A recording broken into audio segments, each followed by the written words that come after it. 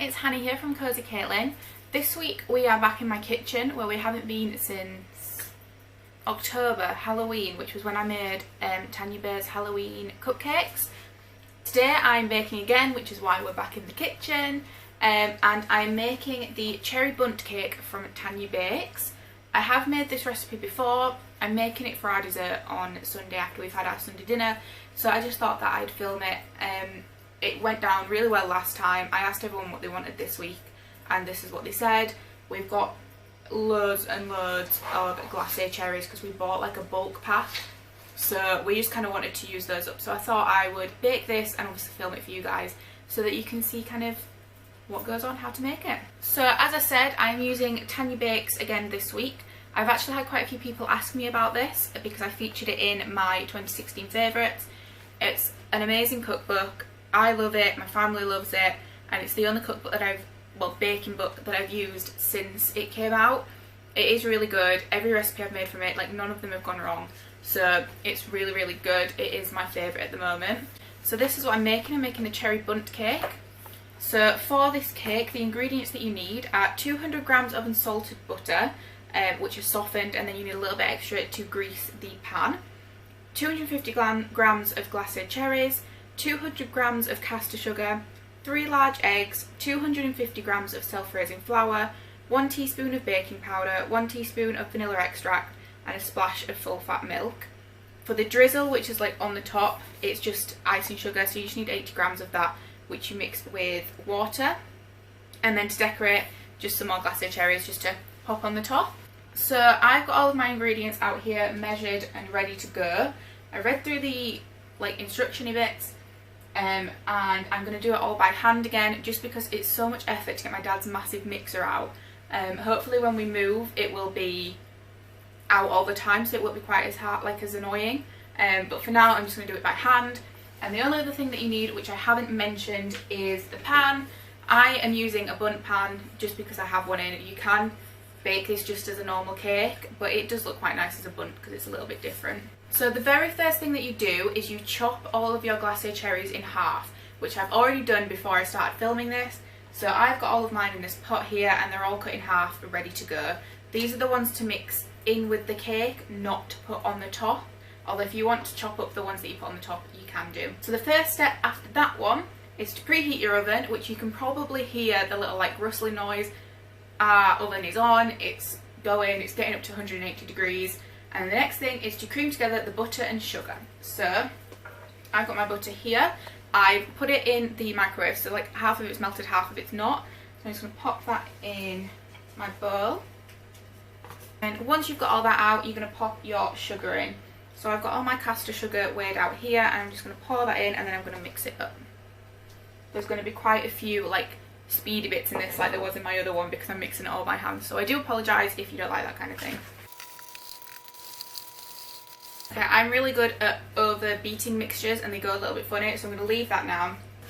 I don't think it's quite where it needs to be, but I don't want it to go wrong when it's baked, so I'm just going to leave it like that. So once you've creamed your butter and sugar together, you then need to add your eggs, and then once you've done that, you add your flour, baking powder and vanilla extract, and then mix it all together. So I've got my 3 eggs here, which I'm going to crack in now. Okay, so now my eggs are mixed in, I'm going to add my flour. So I've just got it in a pot here and I'm going to add half and then I'm going to add the other half just so that I can mix it all in and know it's all okay. So now I'm going to add my baking powder and vanilla extract. So I need 1 teaspoon of both. So I'll just add a teaspoon of baking powder. And then I don't like to measure out vanilla extract just because it makes the spoon go a little bit funny. So I'm just going to add it.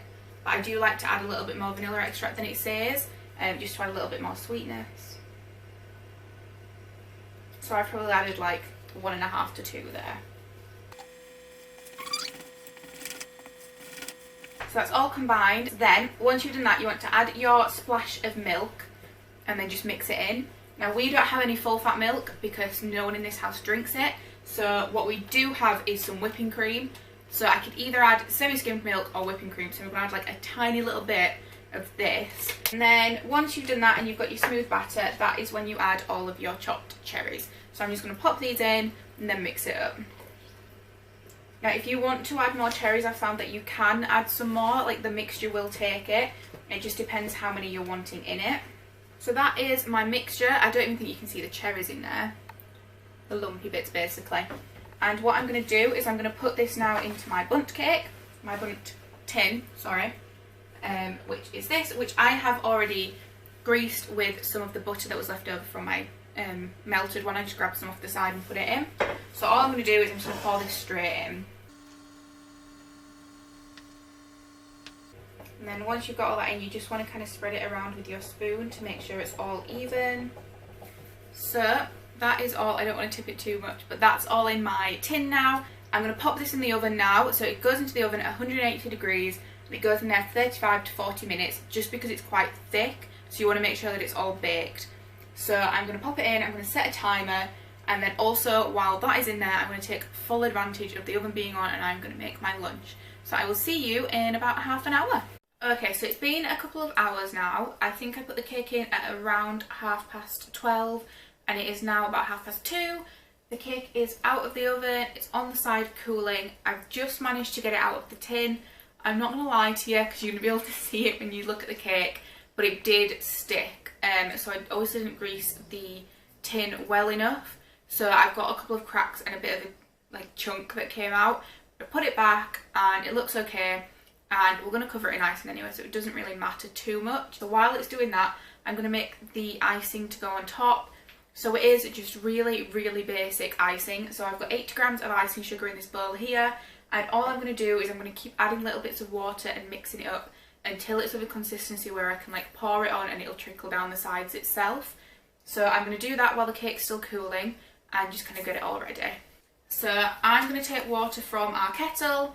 It hasn't boiled since this morning, but it's just a bit easier than kind of running to the tap every couple of minutes. So. Okay, so I've mixed mine up to a quite thick consistency, but as you can see it is still really runny, so it means that it'll sit on the top but run down the sides as well, so I'll have quite a good balance, I hope anyway. So all I'm going to do is I've just moved my cake from the wire rack onto just a plate. We don't have a cake stand or anything at the moment, so I've just moved it onto just a regular plate.